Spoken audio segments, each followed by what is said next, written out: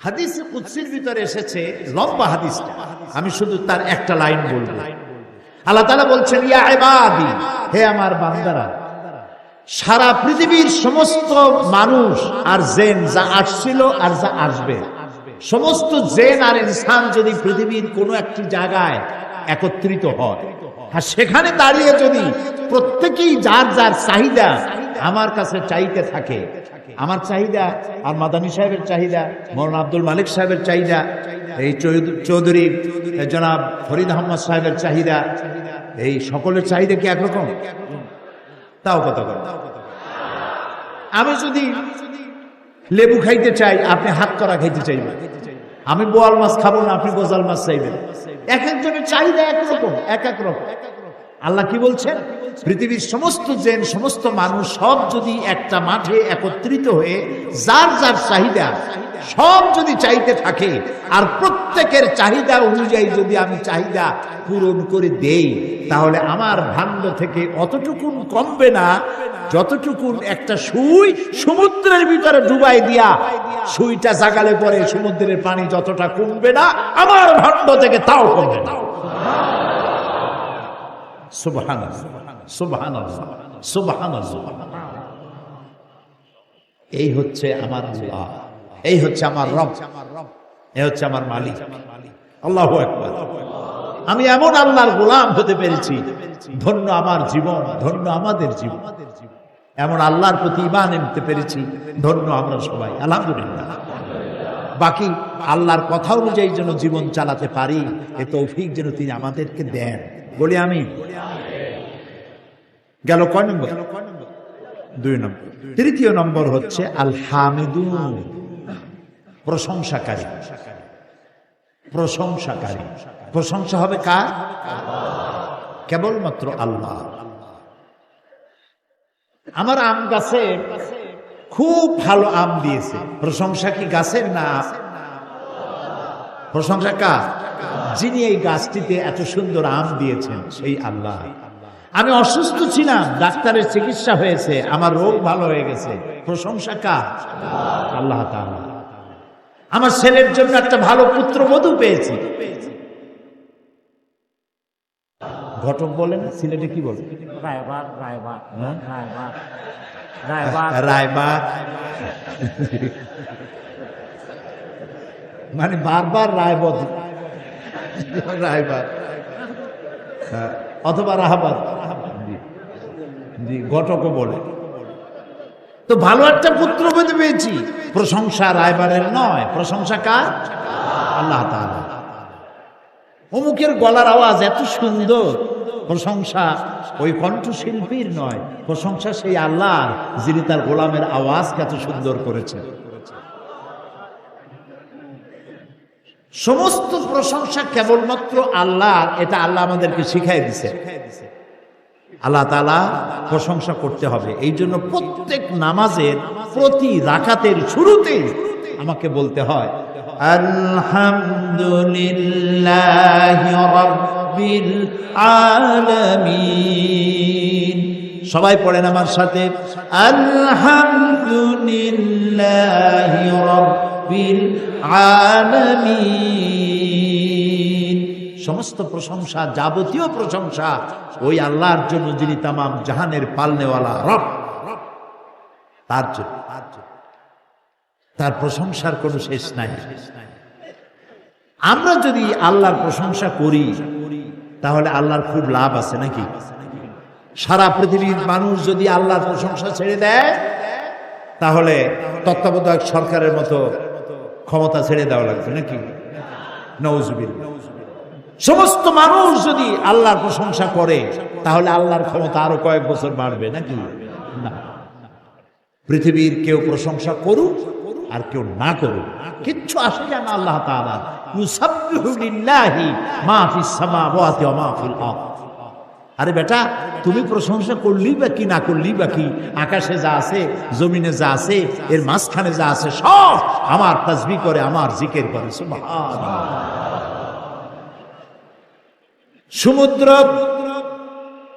নদী নালাগুলি যে উত্তাল তরঙ্গ হয়, ঢেউ হয়, নদীর কুলু কুলু নাদে, পাখির কলকাকলিতে, বাতাসের শনশন রবে যত আওয়াজ আমি শুনতে পাই, এই আওয়াজগুলি শুধুমাত্র আওয়াজ নয়, এ সমস্ত আওয়াজগুলির ভেতর থেকে আল্লাহর তাসবিহ হতেছে। ওয়ালাকিন লা তাফকাহুনা তাসবিহাহুম, ওদের তাসবিহ তোমরা বোঝো না, ওরা তো জিকির করছে আমার, তুমি তো শোনো কুহু কুহু, আসলে বলে আল্লাহু আল্লাহু, তুমি বোঝো না। ওই যে একটা পাখিতে গায় বউ কথা কও, সিলেটে আছে পাখিটা, আছে বউ কথা কও। আমি চিন্তা করছি ছোটবেলা থেকে শুনে আসতেছি বউ কথা কও, ওর বউ কি এতই অভিমান করছে যে জিন্দিগিতে ওর স্বামীর সাথে কথা কবে না, বউ কথা কও। আপনি আর আমি শুনি বউ কথা কও, আসলে আপনি শব্দের সাথে আপনার মনের যেটাই মিলাবেন সেই রকমই মনে হবে। যে কোনো শব্দের সাথে আপনি যা মিলাইতে চাইবেন ওটা মিলবে, কিন্তু সে সেটা বলছে না, আল্লাহর জিকির করছে, আল্লাহর তাসবিহ করছে, সব কিছু আল্লাহর প্রশংসা করছে। তো আল হামিদুন, প্রশংসাকারী, আমাকে প্রশংসা তো আল্লাহরই করতে হবে, সুবহানাল্লাহ। আমি যে কথা বলছি এ প্রশংসা করবো কার? কে আমার মুখে ভাষা তুলে দিয়েছেন? আমার মতো তো কত লোক এমন দেখেছি আমি, আমার মতো জিহ্বা আছে, ঠোঁট আছে, দাঁত আছে, কথা বলতে পারে না। আর আল্লাহ আমাকে সৃষ্টিও করেছেন, খালাকাল ইনসান আল্লামাহুল বায়ান, সৃষ্টিও করেছেন আর কথা বলারও তৌফিক দিয়েছেন। আলাম নাজআল লাহু লিসানাও ওয়া শাফাতাইন, আমি কি তোমাকে জবান দেই নাই, দুইটা ঠোঁট দেই নাই? কে বলতেছে? আল্লাহ তাআলা বলছেন। আচ্ছা চিন্তা করেন তো, দুইটা ঠোঁট আল্লাহ দিলেন, ঠোঁট ছাড়া একটা মানুষের চিন্তা করেন তো দুইটা ঠোঁট নেই, খালি আছে দাঁত, মনে হবে যেন বেসকি দিয়ে রয়েছে। দুইটা ঠোঁট দিয়ে মুখের সৌন্দর্য কি সুন্দর বাড়াই দিচ্ছেন তিনি, সুবহানাল্লাহ। তিনি কত সুন্দর, আল্লাহু আকবার। সাইমুম শিল্পী গোষ্ঠীর কি সুন্দর গান, আল্লাহ সাইমুম শিল্পী গোষ্ঠীর প্রতি রহম করুন। এই গান সর্বত্র ছড়িয়ে গেছে, মিউজিক ছাড়া গান যে কত সুন্দর হতে পারে। এই দিশারি গাইল, আপনারা মারহাবা মারহাবা বললেন, ওর মধ্যে কোনো মিউজিক ছিল? কি সুন্দর গান। তোমার সৃষ্টি যদি হয় এত সুন্দর না জানি, তাহলে তুমি কত সুন্দর। আল্লাহু আকবার, আল্লাহু আকবার। দুটি ঠোঁট দিয়েছে, আমরা ঠোঁট নাড়ি আর জিহ্বা নাড়ি, আর ভেতর থেকে ভাষা এই জিহ্বা আর ঠোঁটের নাড়াচাড়ার মধ্য দিয়ে মনের ভাব প্রকাশিত হয়, সুবহানাল্লাহ। দুটি কান দিয়েছেন, এই কান দিয়ে শুনতে পাই, সেই কানগুলি আবার গাধার মতো লম্বা করে দেন না। মানুষের কান যতটুকুন করলে সৌন্দর্য বাড়ে ততটুকুন দিয়েছেন। এই কান যদি লম্বা হইতো, হায় রে আল্লাহ, পুলিশে টাইনিয়া লম্বা আরো করে দিত। ছোট ছোট কান দিছে আল্লাহ, সোনার কানটা হইতেছে, সুবহানাল্লাহ। কি সুন্দর কান, দুইটা চোখ, কি সুন্দর চোখ দুটা, দেখছেন? খালি তো দেখেন, একটু আয়নার দিকে তাকায় দেখেন, কি সুন্দর। এই চোখের উপরে ভুরু, তার নিচে আবার হাড্ডি, চোখ দুটো সেফ সাইজ, যাতে করে আপনি ক্রিকেট খেলবেন, বল খেলবেন, আচার খাবেন। এগুলো খাইতে গিয়ে চোখ যদি কুমিরের মতো কপালের উপরে হইত, বল লাগিয়া একবার জায়গায় স্যান্ডউইচ, এটা সেফ সাইডে রাখা হবে। আবার এর মধ্যে পানি রাখা হবে, চোখের মধ্যে আবার পানি আছে, কান্নার পানি নয়, এমনি পানি আছে। আর আপনি আমি চোখে পলক দেই, পলকটা আপনি আর আমি ইচ্ছে করে মারি না, এমনি অটোমেটিক পলক হয়। কেন? বাতাসের ভিতরে রয়েছে পলিউশন, এর অনেক জার্ম বাতাসের ভিতরে, অসংখ্য জার্ম। এই জার্মগুলি আপনার চোখের ক্ষতি করতে পারে, দৃষ্টিশক্তি নষ্ট করে দিতে পারে। সেজন্য আল্লাহ তাআলা চোখের মধ্যে এক প্রকারের মেডিসিন রেখেছেন। প্রতি মুহূর্তে চোখ পলক দিয়ে দিয়ে আল্লাহ তাআলা চোখকে ক্লিন করে দিচ্ছেন। আল হামিদুন, সেই আল্লাহর প্রশংসা করতে হবে যিনি চোখ দুটোকে এত সুন্দর করে দিয়েছেন, সুবহানাল্লাহ। জবান দিলেন কথা বলার জন্য, নাক দিলেন ঘ্রাণ নেওয়ার জন্য, আবার নাকটা মুখের এত কাছাকাছি দেওয়া হয়েছে যাতে করে মুখে খাবার দিলে নাক সার্টিফাই করবে যে এটা খাস না, এটা 3 দিনের বাসি পচা ইলিশ।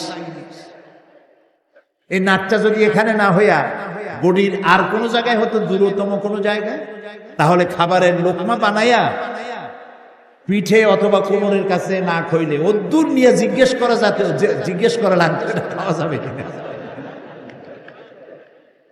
তুই আল্লাহর প্রশংসা করবেন না, কার প্রশংসা করবেন? সুবহানাল্লাহ বলবেন না? নাক দিয়ে, চোখ দিয়ে, কান দিয়ে, হাত দিয়ে, পাও দিয়ে কত সুন্দর করে দিয়েছেন। সুবহানাল্লাহ, সুবহানাল্লাহ, সুবহানাল্লাহ। হাতের মধ্যে আবার 5টা আঙ্গুল, এই 5টা আঙ্গুল সমান সমান এই 5টা আঙ্গুল দিয়ে আপনাকে খেতে হয়। এই 5টা আঙ্গুল যখন আপনি খাবেন তখন কিন্তু 5টা আপনার সাহায্য করবে। ছোট লোক বড় লোক সব এক হয়ে যাবে, ঐক্যবদ্ধ হয়ে আপনাকে খাওয়াবে। আবার এই বৃদ্ধ আঙ্গুলিটা, এটা যদি না থাকতো, এটার অনেক ফাংশন আছে। এটা আমাদের দেশে যদি দেখানো হয় থাপ্পড় দেবে গালের মধ্যে, আর এটা লন্ডনে যদি না দেখান আপনাকে ইডিয়েট বলবে। আপনাকে ওভারটেক করার সুযোগ দিয়েছে, আপনি বলবেন তোমার এইটা, তার মানে সে মনে করলো আমাকে থ্যাংক ইউ দিয়েছে। এটার অনেক ফাংশন। আপনি খাবার তৈরি করবেন হাতে, আর এইটা দিয়ে ঠেলে মুখের মধ্যে দিবেন। সুবহানাল্লাহ, দেখছেন কাণ্ড? আপনি যত চিন্তা করবেন, গবেষণা করবেন, আল্লাহ তাআলা এই জন্য বলছেন লা আয়াতিন লিউলিল আলবাব। যারা উলুল আলবাব, যাদের মাথায় গিলু টিলু আছে, ওরা চিন্তা করে। আর যাদের গিলু নাই, জম্মের খাওয়া খায়, চিন্তা টিন্তা করে না, খালি খায়। কই ওলা মজা হইছে, খালি মজা যে হইছে, মজা যিনি করে দিছেন তার প্রশংসা হতে হবে। 2টি পায়ের দিকে তাকান, পায়ের নিচের চামড়া উপরের চামড়া একরকম না। পায়ের উপরের চামড়াটা যদি পায়ের তলায় দেওয়া হতো, প্রত্যেক দিন জুতার মতো হাফসুল করা লাগবে। অথচ পায়ের তলার চামড়াটা পুরু, উপরেরটা নরম। হাতের উপরেরটা নরম আর তালুরটা শক্ত। তালুর চামড়া যদি পুরো না হতো, মেয়ে লোকেরা রান্না করতে পারতো না, চুলার কাছে যাইতে পারতো না, কাজ করতে পারতো না, পুরুষেরাও কাজ করতে পারতো না। 2 দিন 1 দিন হাতুড়ি মারলেই হাতের চামড়া গোস্ত উঠে সর্বনাশ হয়ে যেত। তাহলে আমার আল্লাহ কত পরিকল্পনাকারী, কত সুন্দর তিনি, কত মহাপরিকল্পনাকারী। সুবহানাল্লাহ। কত বড় গাধা হইলে নাস্তিক হইতে পারে আমার মাথায় ঢোকে না। কত বড় গাধা, কপাল পোড়া, নাস্তিকদের মতো কপাল পোড়া আল্লাহর আকাশের নিচে জমিনের উপরে নাই। ইন্না শাররাদ দাওয়াবি ইনদাল্লাহি, আল্লাহর কাছে সৃষ্টি জগতের মধ্যে নিকৃষ্ট সৃষ্টি হচ্ছে ওরা। সুম্মুম বুকমুল্লাযী লা ইয়াকুল, যারা বোবা, বধির এবং কিছুই চিন্তা করে না, গবেষণা করে না। আপনি যত গবেষণা করবেন, চিন্তা করবেন, আপনার জন্য আল্লাহ তাআলা দরজা খুলে দিবেন। চিন্তা, গবেষণার বেশি করে সেজদা দিতে ইচ্ছে করবে আল্লাহ তাআলাকে।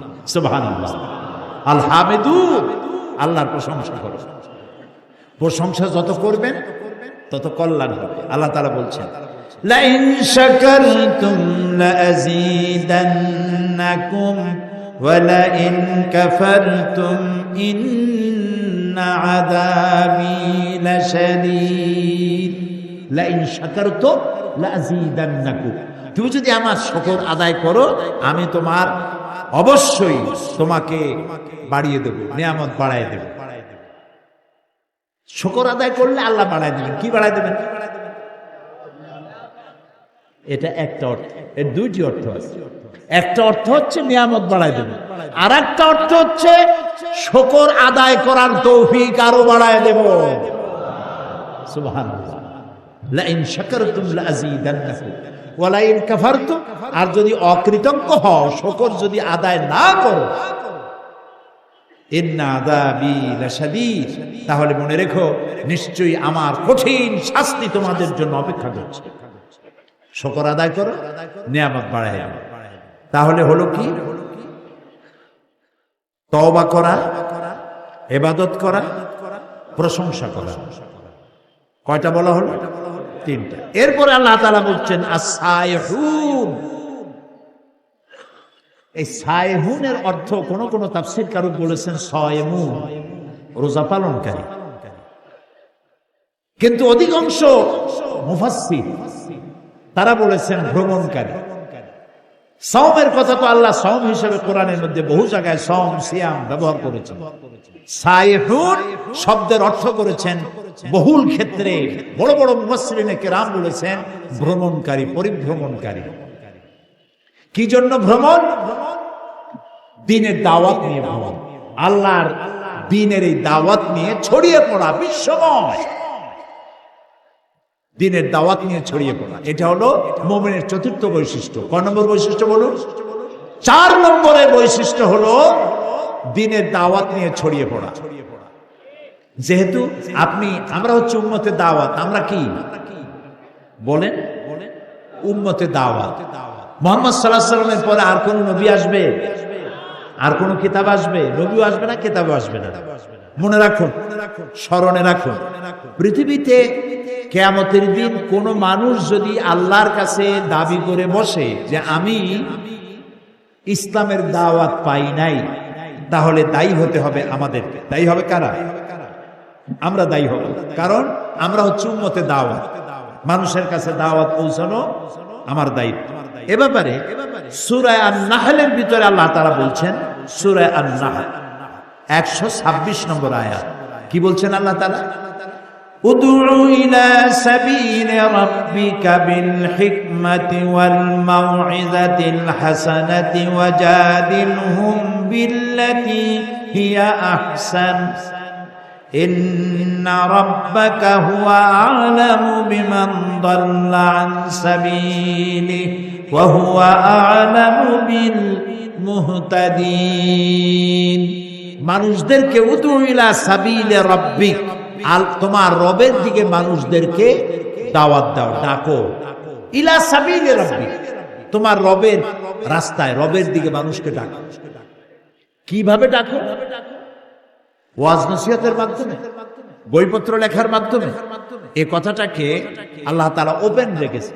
সকল পদ্ধতির মধ্য দিয়ে মানুষকে দ্বীনের দিকে ডাকো। পৃথিবীতে যত নবী আল্লাহ পাঠিয়েছেন, সমস্ত নবী পাঠাবার উদ্দেশ্যই ছিল ইকামতে দ্বীন। উদ্দেশ্য কি ছিল? আর ইকামতে দ্বীনের জন্য দ্বিতীয় যে কাজটা তারা করেছেন সেটা হলো দাওয়াতে দ্বীন। দাওয়াতে দ্বীনের মাধ্যমে ইকামতে দ্বীনকে তারা প্রতিষ্ঠা করেছেন। সকল নবীরাই এই কাজ করেছেন। মুহাম্মাদুর রাসূলুল্লাহ বলেন সাল্লাল্লাহু আলাইহি ওয়াসাল্লাম, তার 1.25 লক্ষ সাহাবী ছিল। 1,20,000 বা 25,000-এর মতো সাহাবী থাকাকালীন সময় তিনি ইন্তেকাল করেছেন, দুনিয়া থেকে বিদায় গ্রহণ করেছেন।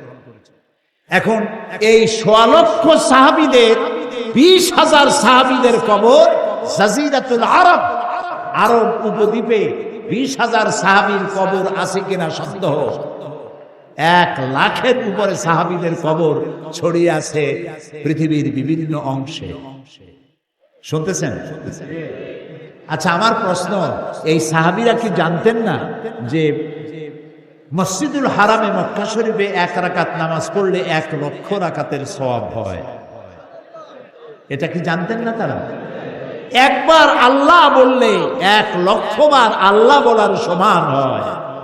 ও সিলেটবাসীরা, তোমাদেরকে আল্লাহ যাদেরকে পয়সা দিয়েছেন হলিডে করতে, সিঙ্গাপুর, ব্যাংকক, হংকং, থাইল্যান্ড, এই সব জায়গায় হলিডে করতে যাও, কোন দরকার আছে যাওয়া? পয়সা যদি বেশি থাকে তাহলে রমজান মাসে মক্কা শরীফে যাও, মদিনা মুনাওয়ারায় যাও। একটা রোজা রাখবা, 1 লক্ষ রোজা রাখার সওয়াব। একটা সেজদা দিবে, 1 লক্ষটা সেজদা দেওয়ার সমান। কাবা শরীফে প্রতি মুহূর্তে 120টা রহমত নাজিল হয় বৃষ্টির মতো প্রতি মুহূর্তে। কতটা? 120টা। যারা তাওয়াফ করে তারা পায় 60টা। যারা নামাজে থাকে তারা পায় 40টা, আর যারা তাকায় থাকে তারা পায় 20টা। শুধু তাকায় থাকে। পৃথিবীতে কোথাও নামাজের মধ্যে সেজদা ছাড়া এদিক ওদিক তাকানো যায় না। একমাত্র জায়গা কাবা শরীফ, মসজিদে হারাম, যেখানে নামাজ পড়ার সময় কাবার দিকে তাকানো যায়। সুবহানাল্লাহ। যাদের পয়সা কড়ি আছে রমজানে যাবেন, তেলাওয়াতে কি মজা। সুবহানাল্লাহ। শেখ আব্দুর রহমান আস-সুদাইস, শেখ সৌদ আশ-শুরাইম, আব্দুল্লাহ আল-জাহমি তেলাওয়াত যখন করতে থাকে মনে হয় কোরআন নাজিল হইতেছে। পৃথিবীতে কোথাও নামাজের মধ্যে কান্দাকাটি হয় না। ব্যক্তিগতভাবে কেউ কানলে সেটা ভিন্ন কথা, কিন্তু মসজিদে হারাম আল মক্কি, মসজিদুল হারাম আল নববিয়া শরীফ, মদিনা আল মুনাওয়ারা, নামাজের মধ্যে কি কান্দাকাটি হয় যাদের কপাল ভালো যায় দেখেছে। চোখের পানি রক্ষা করা কঠিন, মানুষ কান্নার রোগ পড়ে যায়। 30 মিনিট 40 মিনিট মোনাজাত লম্বা হয় নামাজের মধ্যে, আর মোনাজাতের মধ্যে গিয়ে শেষে গিয়ে বলতে থাকে আল্লাহুম্মা লা তারুদ্দানা খাইবিন, আল্লাহুম্মা লা তারুদ্দানা খাইবিন। আল্লাহ তাআলা একেবারে কিছু না দিয়া খালি হাতে আমাদের ফেরত দিও না। কাবার সামনে রেখে মোনাজাত করছে। সাহাবায়ে কেরাম কি এটা জানতেন না যে কাবা শরীফে নামাজ পড়লে, মসজিদে নববীতে নামাজ পড়লে এত সওয়াব হয়? জানতেন না তারা? তারপরেও তারা যে বাইরে চলে গেলেন, কবর হলো রাশিয়ায়, কবর হলো চায়নায়, কবর হলো ইন্দোনেশিয়ায়, বিভিন্ন দেশে কবর হলো তাদের। কি জন্য? নবীর নির্দেশে, আল্লাহর নির্দেশে আমার দাওয়াত নিয়ে ছড়িয়ে পড়ো বিশ্বময়, সারা দুনিয়ায় ছড়িয়ে পড়ো। কারণ এই দাওয়াত ছাড়া মানুষ সঠিক পথে আসতে পারবে না। সঠিক পথে আনার জন্য দাওয়াতে দিন, দিনের দাওয়াত নিয়ে ছড়িয়ে পড়ো। দাওয়াতটা কিভাবে দেবে সেটা আল্লাহ তাআলা বলছেন বিল হিকমা, হিকমতের সাথে দাওয়াত দিবে, কৌশলের সাথে দাওয়াত দিবে। হিকমা কি? হিকমার যতগুলি তাফসীর আমি দেখেছি তার মধ্যে আমি যে সিদ্ধান্তে পৌঁছেছি তাফসীরগুলি দেখে, সেটা হচ্ছে এই যে হিকমা বলতে অনেক কিছু বুঝায়, কিন্তু মূল যে কথাটা সেটা হলো হিকমা হলো নবী করিম সাল্লাল্লাহু আলাইহি ওয়াসাল্লামের আখলাকে হামিদা, তার উন্নত চরিত্র, তার উদারতা, তার ভালোবাসা, তার দাওয়াতের পদ্ধতি, এটাই হিকমার অন্তর্ভুক্ত। আর একটা হিকমত হতে পারে যে দাওয়াত আপনি যাকে দিচ্ছেন তার আকল অনুযায়ী দাওয়াতটা পেশ করবেন। আপনি যে যা বোঝে না আন্দাজে তা বুঝাইতে যাবেন না, তাহলে বেকার হবে, সে বুঝবেই না। তবে সব থেকে বড় কথা হলো মানুষকে দিনের দাওয়াত দিতে হবে হিকমতের সাথে, আর হিকমতটা রাসূল যেভাবে অনুসরণ করেছেন সেটা কি? আল্লাহ রাব্বুল আলামিন বলেন ফাবিমা রাহমাতিম মিনাল্লাহি লিনতা লাহুম ওয়ালাউ কুনতা ফাদ্দান গালিদাল কলবি লানফাদ্দু মিন হাওলিক। হে রাসূল, আপনার প্রতি আল্লাহর করুণা হচ্ছে এই যে আল্লাহ তাআলা আপনার মনটাকে, হৃদয়টাকে, কলিজাটাকে নরম করে দিয়েছেন। তাই যারাই আপনার কাছে আসে একেবারে লেগে যায়। সুবহানাল্লাহ। আর যদি আপনার দিলটা কঠিন হতো তাহলে মানুষ আপনার কাছ থেকে সরে যেত। দাওয়াত দিবেন আপনি মানুষকে উত্তম ভাষায় ধমক দিয়ে নয়, তর্জন গর্জন করে নয়। আল্লাহ তাআলা মুসা আলাইহিস সালামকে বলছেন ইযহাব ইলা ফিরআউনা ইন্নাহু তাগা, ফিরআউনের কাছে যাও আর দিনের দাওয়াত দাও। ওয়াকুলা লাহু কাওলান লাইয়িনা, এর নরম ভাষায় কথা কইও। প্রেসিডেন্ট তো নরম ভাষায় কথা কইও, আল্লাহ শিখাই দিলেন। ইব্রাহিম আলাইহিস সালাম তার পিতাকে দাওয়াত দিলেন। ইব্রাহিম আলাইহিস সালাম কি? আবুল আম্বিয়া, সমস্ত নবীদের বাপ, গোটা মিল্লাতের, মুসলিম মিল্লাতের বাপ তো বটেই। আল্লাহ তাআলা তাকে বলেছেন ইন্নী জাইলু কালিন নাসে ইমামা, পৃথিবীর সমস্ত মানুষের জন্য আমি তোমাকে ইমাম বানালাম, নেতা বানালাম। সুবহানাল্লাহ। তিনি তার পিতাকে বলছেন ইয়া আবাতি, হে আমার আব্বা, আমার কাছে এমন ইলম আসছে যা আপনার কাছে আসে নাই। ফাত্তাবিউনি আহদিকা সিরাতান সাবিয়্যা, আমি আপনাকে সহজ রাস্তা বলে দেব, আমার কাছে এমন ইলম আছে। ইউসুফ আলাইহিস সালাম জেলখানায় ছিলেন। কোথায় ছিলেন? দুইজনে স্বপ্ন দেখল। তারা ইউসুফ আলাইহিস সালামকে ভালো লোক মনে করেছে। কোন নবীর কপালে লেখা ছিল না যে উনি নবী। আর কোন ফেরেশতা কোন নবীকে এসে বলেন নাই আমি আল্লাহর জিবরাইল, এই হলো তোমাদের নবী, দিয়ে গেলাম, এর ইত্তেবা করো। এরকম হয়েছে নাকি? হয় নাই। তাহলে নবী চিনবে কি করে? নবীর আখলাক দিয়ে, চরিত্র দিয়ে। জেলখানার কয়েদিরা ইউসুফ আলাইহিস সালামকে চিনে ফেলেছেন, উনি আমাদের মতো সাধারণ মানুষ নন, নিশ্চয়ই তার মধ্যে অসাধারণ কোনো গুণাবলী আছে। যে স্বপ্ন আমরা দেখছি এর তাবির উনিই করতে পারবেন।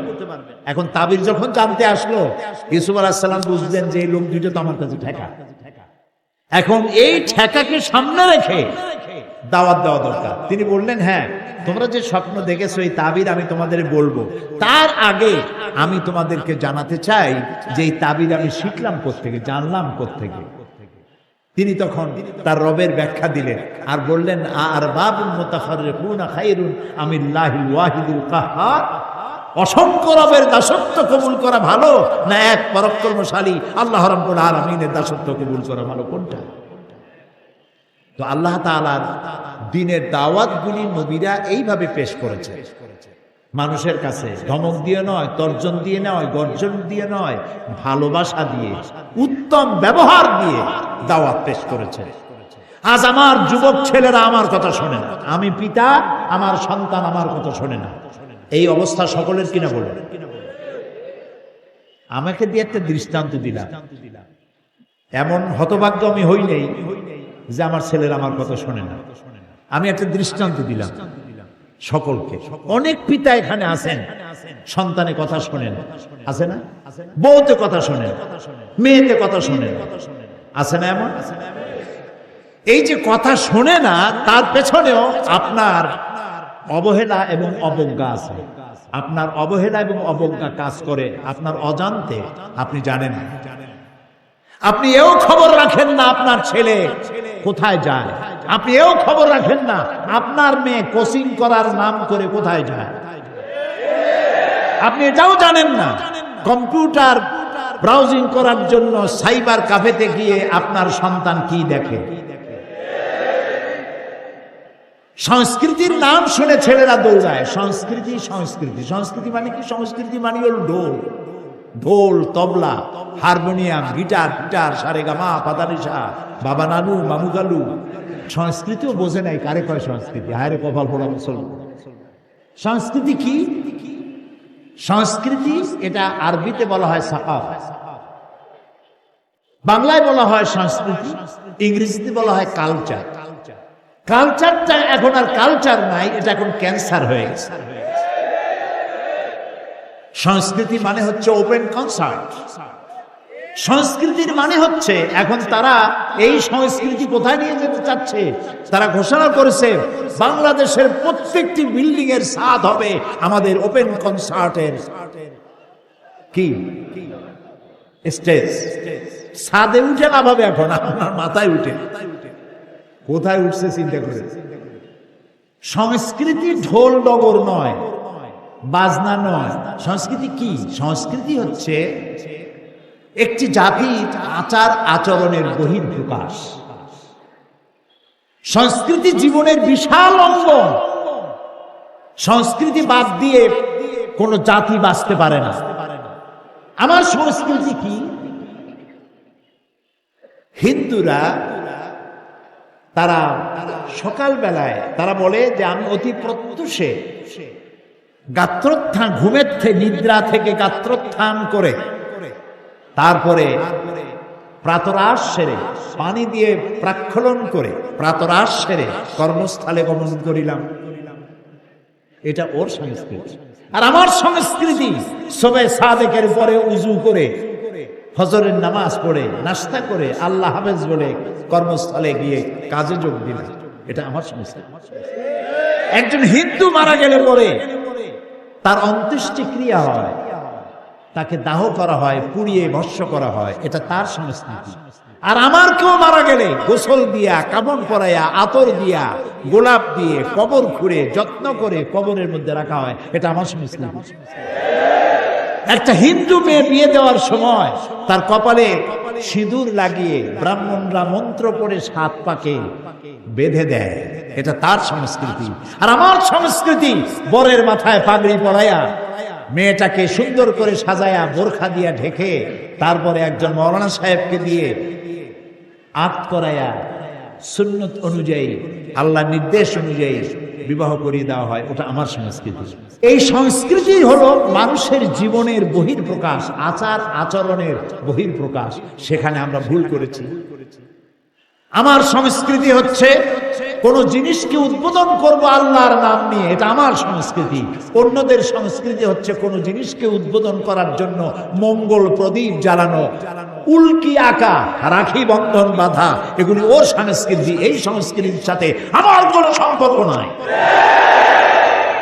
সুতরাং সাংস্কৃতিক দিক থেকে আপনার সন্তান, আপনার ছেলে, আপনার মেয়ে কোথায় চলে গেছে আপনি খোঁজও রাখেন না।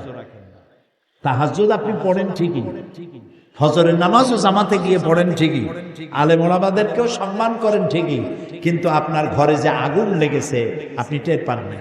ইস ঘর কো আগ লাগি হ্যায় ইস ঘর কি চেরাগ সে, এ ঘরে আগুন লাগছে এই ঘরের চেরাগ দিয়ে, বাইরের থেকে আগুন আসে না। আপনি সাবধান হন নাই, এই জন্য আপনার ছেলে আপনার মেয়ে নষ্ট হয়ে গেছে, আপনি টের পান নাই। আপনার অজান্তেই সব শেষ হয়ে গেছে। আপনার মোবাইল টেলিফোন দিয়ে আপনার মেয়েটা শেষ হয়ে গেছে। অবিবাহিতা এই মেয়েটি, তার হাতে আপনি মোবাইল ধরিয়ে দিয়েছেন। মোবাইলের কোনো দোষ না, কিন্তু আপনাকে কন্ট্রোল করা দরকার ছিল কোন বয়স পর্যন্ত হলে পরে, কি পরিমাণ বিশ্বাসযোগ্যতা থাকলে পরে এটা দেওয়া যায়। এবং এই মোবাইল দিয়ে কিভাবে সর্বনাশ হচ্ছে, মোবাইল টেলিফোনে। সেদিন এক ইমাম বক্তৃতা করতেছিল মসজিদে, যে মোবাইল টেলিফোনে একটা যুবক ছেলে, সে বিবাহ করে নাই, তো তার সাথে একটা মেয়ে টেলিফোনে কথাবার্তা বলছে। সে টেলিফোনের ডাকও ভিন্ন কায়দা। ওই ইমাম সাহেব খুতবায় বললেন, সে ডাকটা ছিল হ্যালো। তো ওই হ্যালো শুনে ছেলেটা পাগল হয়ে গেছে। দীর্ঘদিন এই আলাপচারিতার মধ্যে বলছে, আচ্ছা তোমার সাথে দেখা হলো না, তুমি আসো। তো একটা জায়গা ঠিক করেছে। ছেলেটা জায়গা দেখে, সে মেয়ে তো না, কয়েক সন্তানের মা, কয় আমার মতো 2টা পুরুষে কোলে নিয়ে চলতে পারে। এই যে সর্বনাশটা হলো মোবাইলের দ্বারা, ছেলে নষ্ট হলো, মেয়ে নষ্ট হলো। আমি কিন্তু আপনাদেরকে হাসির খোরাক দিচ্ছি না, ওয়াল্লাহি আমি আপনাকে বোঝার জন্য বলছি। আপনার ছেলে, আপনার মেয়ে এই টেলিফোন দিয়ে নষ্ট হয়ে যাচ্ছে। এটার উপরে আপনার নিয়ন্ত্রণ থাকা উচিত, নিয়ন্ত্রণ থাকা উচিত। মেয়ে তো বুঝতেছে না কার সাথে কথা বলতেছে। এক টিন এজার যারা, এই বয়সের একটা দোষ আছে, একের প্রতি অপরে আকৃষ্ট হওয়ার একটা প্রবণতা হয়। সেই প্রবণতার মধ্য দিয়ে এমন একটা ছেলের সাথে তার প্রেম হলো, দেখা গেল মেয়েটা বড় লোকের, কিন্তু সে প্রেম করেছে একটা রিক্সাওয়ালার সাথে, অথবা একটা ভ্যানওয়ালার সাথে, অথবা একটা রাস্তার ছেলের সাথে, অথবা কুফুতে মিলবে না। আপনি জিন্দিগিতে মরে গেলেও এই পর্যায়ে আপনার মেয়েকে দিলে, মেয়ের কাপড় তো ভালো, তার প্রসাধনী কিনে দেওয়ার পয়সাও তার নাই। তাহলে এই ভালোবাসা তো টিকবে না, বিবাহ তো টিকবে না। আমি কিন্তু কাউকে ছোট করতেছি না, আপনারা আমার কথা বুঝতে পারতেছেন? আমি কাউকে ছোট করতেছি না, আমি শুধু পরিবেশটা বোঝাতে চেষ্টা করছি যে সাংস্কৃতিক দিক থেকে ধ্বংস হয়ে যাচ্ছে আপনার সন্তান, আপনার মেয়ে, আপনার ভাই, আপনার চোখের সামনে নীরব ঘাতক, ভেতরে ভেতরে সব শেষ হয়ে যাচ্ছে, আপনি টের পাচ্ছেন। এই জন্য আপনার দাওয়াতটা হওয়া উচিত আপনার ঘরের থেকে। আপনার সন্তানকে আপনি দাওয়াত দেন, কিভাবে দিবেন? হযরতে লোকমানের মতো দেন। হযরতে লোকমান তার সন্তানকে দাওয়াত দিচ্ছেন, ইয়া বুনাইয়া, ইয়া বুনাইয়া লা তুশরিক বিল্লাহ ইন্না শিরকা লাযুলমুন আযীম, ইয়া বুনাইয়া আকিমিস সালাত ওয়া'মুর বিল মারুফ ওয়ানহা আনিল মুনকার ওয়াসবির আলা মা আসাবাক ইন্না যালিকা মিন আজমিল উমুর। হযরতে লোকমান নবী না, রাসূল না, গোটা জাতিকে তিনি অ্যাড্রেস করেন। তিনি অ্যাড্রেস করেছেন তার একটা সন্তানকে। এই অ্যাড্রেস, এই নসিহত আল্লাহর এত পছন্দ হলো, হযরতে লোকমানের নামে একটা সূরাই নাযিল করে দিলেন এবং তার নসিহতগুলিকে তিনি চিরন্তন করে দিলেন। সুবহানাল্লাহ। ইয়া বুনাইয়া, তিনি বলতেই পারতেন ইয়া এবনি, এটা আরবি গ্রামার অনুযায়ী মোটেই ভুল হইতো না যদি তিনি বলতেন ইয়া এবনি, ও আমার বাচ্চা, ও আমার সন্তান, কিন্তু তা বলেন নাই। ইয়া এবনিকে তিনি তাসগীর করেছেন, ইয়া বুনাইয়া, ও আমার কলিজার টুকরো সন্তান। আপনার ছেলের নাম ধরেন আব্দুর রহমান, আব্দুর রহিম, তো এইসব নাম তো এখন কম রাখে। এখন নাম রাখে আকাশ হোসেন, বাতাস হোসেন, সাগর আলী, অক্সিজেন বেগম,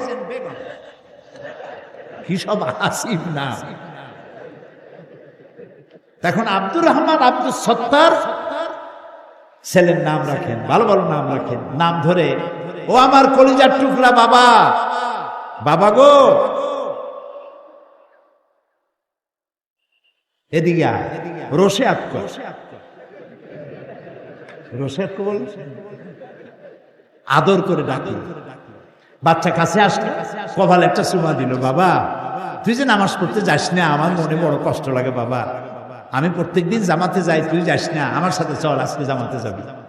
ওর গর্দানে একটা চুমা দিলেন, কপালে একটা চুমা দিলেন। ও কিন্তু আপনাকে আজকে আর প্রত্যাখ্যান করতে পারবে না, বলবে আব্বু আজকে যেতে পারছি না, কালকে অবশ্যই আব্বা আপনার সাথে, তোমার সাথে আমি যাবই মসজিদে। বাপের এক চুমায় কাজ হয়ে গেছে। এই রকমের মাহফিলে 14 দিন মাহফিলে এসে যে কাজ না হবে, আপনার এক চুমায় সে কাম হয়ে যাবে। উদু ইলা সাবিলা রাব্বিকা বিল হিকমা, এটাই হলো হিকমা। আপনার মেয়েকে বলেন, মা ও মা, তোমার বয়স তো এখন 6-7 না, তোমার বয়স তো এখন 14-15 হয়ে গেছে মা, তুমি তো ওড়না ছাড়া চলতে পারো না মা, তুমি মা ওড়না পরে চলো, রাস্তা যখন যাবে নেকাব পরে চলো, আল্লাহর হুকুম। মা তুমি কি জানো এই যে অ্যাসিড পড়ে মেয়েদের মুখে জীবনটা নষ্ট হয়ে যায়, সৌন্দর্য প্রদর্শনী করে রাস্তায় বেড়ায়। অক্সিজেন বেগমকে দেখছে বল্টু মিয়া, SMS করছে, প্রেম নিবেদন করেছে, ও প্রত্যাখ্যান করেছে, আরে জেদে ধরলো, প্রেম করবেন আমার সাথে, আমার বিয়ে করবি না, কাউরে বিয়ে করতে দেবে। রাস্তায় পাইলো কোনো এক সিপা সুপায়, বাস মারি দিল এক বোতল চেহারার উপরে, গেল চেহারা জ্বলে পুড়ে বর্ষ হয়ে গেল, চিরজীবনের জন্য বিয়ে টিয়া সব শেষ। হয় না এরকম? আপনি বুঝান মা, কোন বোরখা পরা মেয়ের মুখে অ্যাসিড পড়ে না, কারণ কেউ দেখেও না, আকর্ষণ সৃষ্টি হয় না। এই যত মার্কেট আছে, মার্কেটগুলিতে মেয়ে লোকেরা যখন যায়, যে মেয়েটা বোরখা পরে যায়, নেকাব পরে যায়, সেলসম্যানরা বলে খালাম্মা, শাশি আম্মা বসেন। তো খালাম্মার শাশি আম্মা যখন বলল, তখন মর্যাদা বাড়লো না? খারাপ চোখে আর তাকাইতে পারবে? আলহামদুলিল্লাহ, আল্লাহর আইন যেখানে মানবেন সেখানেই শান্তি। কিন্তু আপনি তা করেন নাই। আপনি কিভাবে গেলেন? মাথার চুলগুলো ছাড়া, তারপরে রূপচর্চা করেছেন, কাপড় চোপড় এমন ভাবে পরেছেন যা খুবই লজ্জাজনক। তা আপনি যখনই দোকানে ঢুকবেন, সেলসম্যান একটা কায়দার হাসি দিয়ে বলবে, ভাবি, আপা বসেন বসেন বসেন। এরপরে শাড়ি একটা বাজ করি, এই শাড়িটা আপনার পরলে যা মানাবে না। আরে শয়তান, পরে মানাবে কিসে? তা তুই বলতে কি ওর স্বামী বলবে? এখন দোকানদার কোন শাড়ি পরবে মানাইবে আপনারে, সেইটা যদি বলে সেলসম্যান, তাহলে কি আপনার ইজ্জত থাকলো? থাকলো না। আপনি পিতা, আপনার মেয়েকে আপনি বুঝান, মা তুমি এরকম করে যেতে পারো না, তুমি মেয়ে, তুমি ঢেকে ঢুকে চলো, আল্লাহর হুকুম মানো।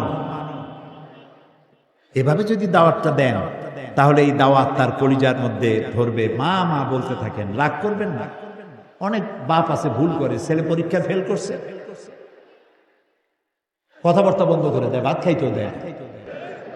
তো আপনার মেয়েকে আপনাকে বুঝাইতে হবে, মা মা বলে বলবেন এবং তাকে বুঝাবেন। তাহলে আপনার মেয়েটা পর্দানসীনা হবে, একটা ভালো জামাই পাবেন। আলহামদুলিল্লাহ বলুন। মেয়েকে এভাবে বুঝাবেন। তরুণরা হচ্ছে আমার জাতির সম্পদ। যুবকরা, তরুণ তরুণী, যুবক যুবতী আমার জাতীয় সম্পদ, আমার জাতির ব্যাকবোন। মেরুদণ্ড যদি সোজা থাকে, সোজা হয়ে হাঁটবে, আর মেরুদণ্ড যদি ব্যথা থাকে, তাহলে কেমনে হাঁটবেন? হ্যাঁ, এরকম হ্যাঁ, এরকম একেবারে কুজা। এক দাদা কুজা হয়ে গেছে, নাতি বলতেছে, দাদা বড়শিটা কিনছো কত দিয়া? বুঝছেন তো, দাদা বুঝে পেরেছে নাতির রসিকতা। দাদা বলছে, নাতি বয়স আসলে তুমিও একটা মাগনা বাবা, পয়সা দিয়ে কেনা লাগবে না। মেরুদণ্ড জাতির ব্যাকবোন হচ্ছে ইয়াং জেনারেশন, নতুন প্রজন্ম। এই নতুন প্রজন্মকে ঢোল আর তবলার বিকট আওয়াজে এদের মন মস্তিষ্ককে বিভ্রান্ত করে দেওয়া হয়েছে। এদেরকে ইসলাম থেকে দূরে সরানো হয়েছে। এদেরকে বোঝানো হয়েছে আলেম ওলামা মানি হলো মৌলবাদী, সেখানে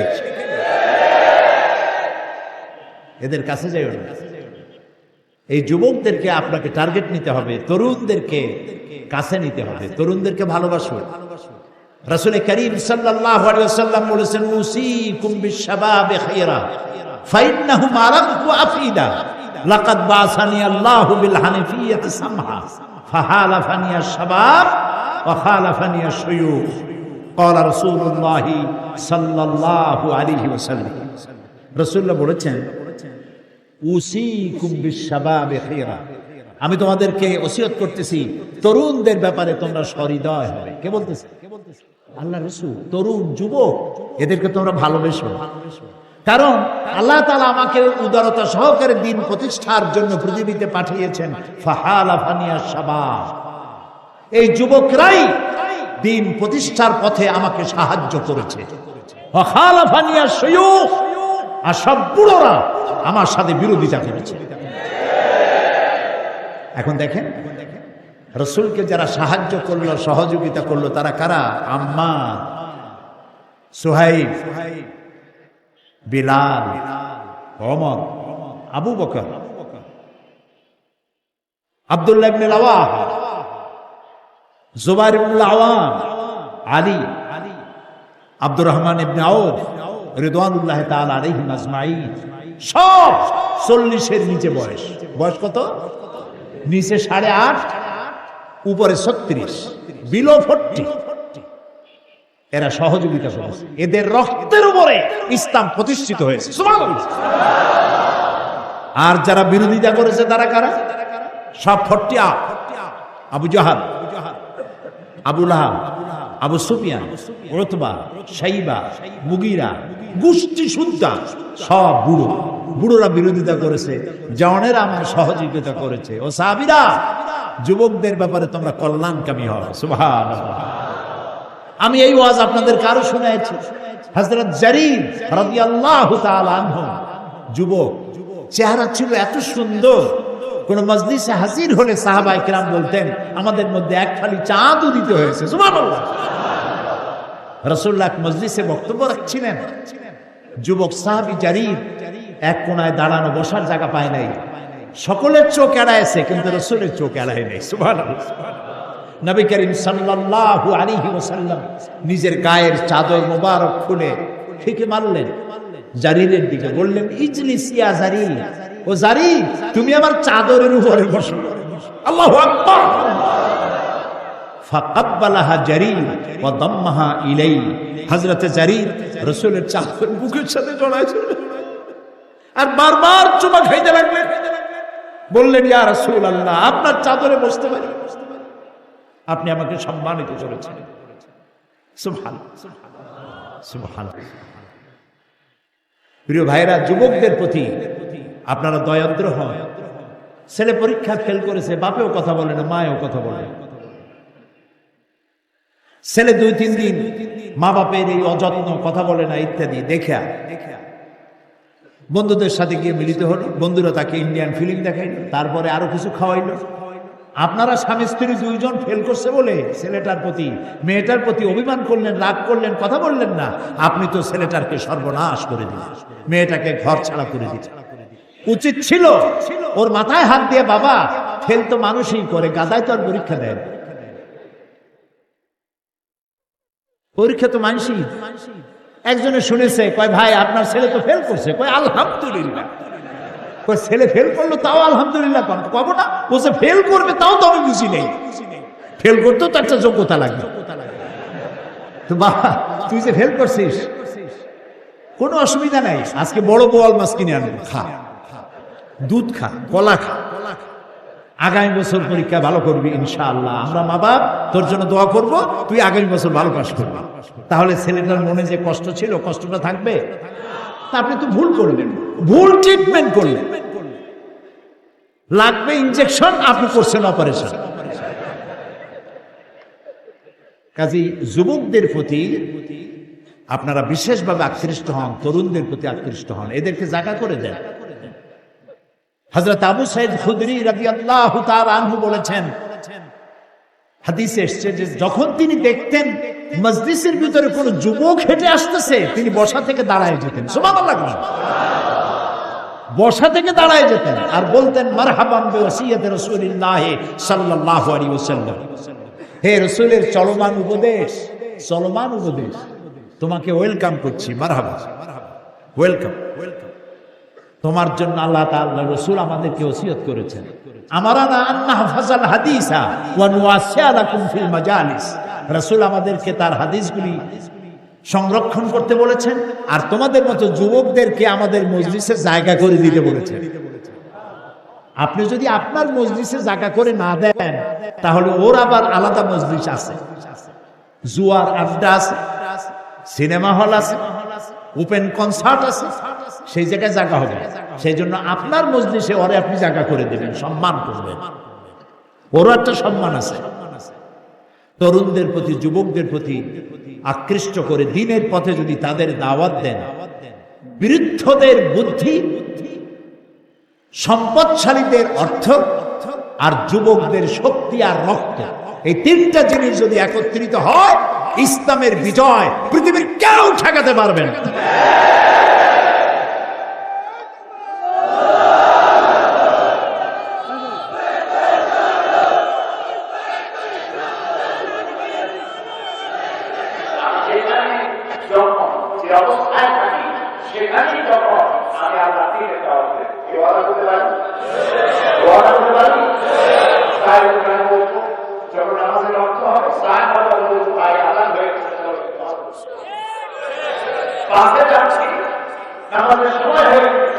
আপনি একাই দাঁড়ান, বাসের ড্রাইভারকে বলুন চলতে চলতে যেখানে মসজিদ দেখবা বাবা বাসটা একটু থামায় দাও, আমরা নামাজ পড়ে আবার বাসে উঠবো।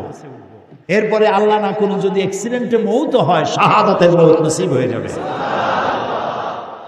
এমনি যানজটে ঘন্টার পর ঘন্টা দাঁড়িয়ে থাকা যায়, কিন্তু 5 মিনিটের জন্য বাস থামায় নামাজ পড়া যায়। কাউকে না কাউকে সমাজ সংশোধনের দায়িত্ব নিতে হয়। আমরা যদি দায়িত্ব গ্রহণ করতে পারি তাহলে নিঃসন্দেহে আল্লাহ রাব্বুল আলামিন আমাদেরকে বিজয় দান করবেন। 8টি বৈশিষ্ট্যের কয়টা বললাম? 4টা। খুব জরুরি না ভাই কথাগুলো? আলহামদুলিল্লাহ। আরো জরুরি কথা সামনে আগামীকাল বলা হবে, যদি আল্লাহ তাআলা বলি আমিন। এখন মোনাজাত করব, মোনাজাতের জন্য দাঁড়ানো ভাইরা বসে, এবং আগামীকাল হবে আখেরি মোনাজাত। এই মোনাজাতে শামিল হওয়ার জন্য সবাই ছুটে আসবেন আগের ভাগেই। আল্লাহুম্মা আমিন। রব্বানা যালামনা আনফুসানা ওয়া ইন লাম তাগফির লানা ওয়া তারহামনা লানাকুনান্না মিনাল খাসিরিন। আয় আল্লাহ তাআলা, হাজার হাজার মুসলমান নরনারী সিলেটের এই ময়দানে তোমার দরবারে গুনার বোঝা নিয়ে হাত তুলেছি, মেহেরবানি করে আমাদের জিন্দেগির গুনাহ খাতা মাফ করে দাও। আয় আল্লাহ তাআলা, আমাদের মা বাপ যাদের দুনিয়া থেকে বিদায় হয়ে গেছে, কবরগুলিকে জান্নাতের টুকরায় পরিণত করে দাও রব্বুল আলামিন। তাম পৃথিবীতে মুসলমানেরা যত জায়গায় বিপদে আছে, মুসিবতে আছে, আল্লাহ সমস্ত বিপদগ্রস্ত মুসলমানদেরকে তুমি সাহায্য করো রব্বুল আলামিন। ফিলিস্তিনি মুসলমানদেরকে ইহুদিরা মেরে মেরে শেষ করে ফেলল, তাদের সাহায্য করার কেউ নাই, আজ কেউ কথা বলে না তাদের জন্য। আল্লাহ তাআলা ফিলিস্তিনিদেরকে তুমি সাহায্য করো, অভিশপ্ত ইহুদিদের উপরে গজব নাজিল করো আল্লাহ, তাদের উপরে লানত দাও। তাদের হাত থেকে দুনিয়ার মুসলমানদেরকে বাঁচাও। আল্লাহ তাআলা আমাদের প্রিয় জন্মভূমি বাংলাদেশের উপরে রহমত নাজিল করো। আল্লাহ তাআলা এই বাংলাদেশে যারা যেখানে যে মুসিবতে আছে, কষ্টে আছে, সমস্ত কষ্ট থেকে, মুসিবত থেকে, জুলম থেকে আল্লাহ তুমি রক্ষা করো, দয়া করো। আয় আল্লাহ তাআলা আঞ্জুমানে খেদমতে কোরআনকে কবুল করো। এই বিশাল মাহফিলের আয়োজন যারা করেছেন, অর্থকড়ি ব্যয় করেছেন, ঋণী হয়ে আছেন, সমস্ত শ্রোতা মণ্ডলীকে এই ঋণ পরিশোধ করার মতো পয়সা আল্লাহ তুমি দেওয়ার তৌফিক দান করো।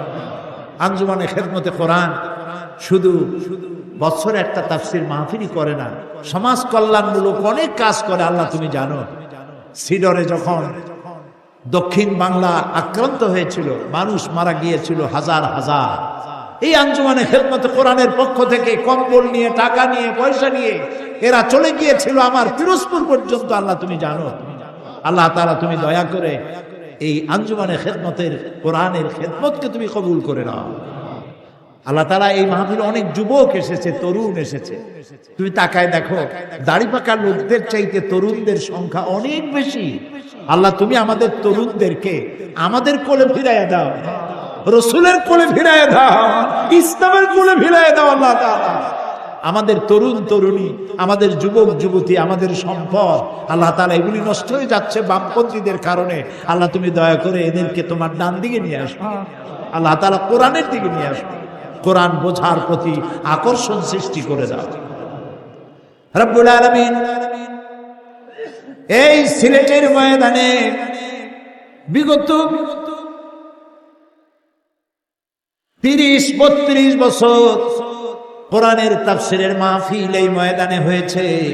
তখন থেকে নিয়ে পর্যন্ত যারা বেঁচে ছিলেন আর যারা মারা গেছেন, এ মাহফিলে আসতেন, সাহায্য করতেন, আজ তারা বেঁচে নাই বহু লোক। আল্লাহ তুমি তাদের কবরগুলিকে কোরআনের নূর দিয়া ভরে দাও। আয় আল্লাহ তাআলা 30 পারা কোরআন শরীফ সহি করে তেলাওয়াতের তৌফিক দাও। আমার জাতিকে কোরআন বোঝার তৌফিক দাও, কোরআনের আন্দোলনে শামিল হওয়ার তৌফিক দান করে দাও। আল্লাহ তাআলা আমি জানি না কার মনে কি দুঃখ আছে, ব্যথা আছে, প্রত্যেকের দিলের ব্যথা দূর করে দিয়ে দিলকে ঠান্ডা করে দাও।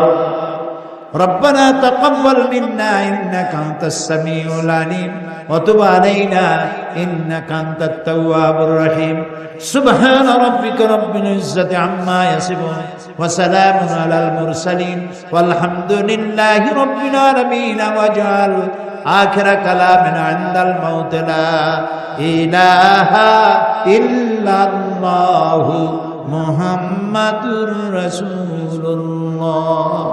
আসসালামু আলাইকুম ওয়া রাহমাতুল্লাহ।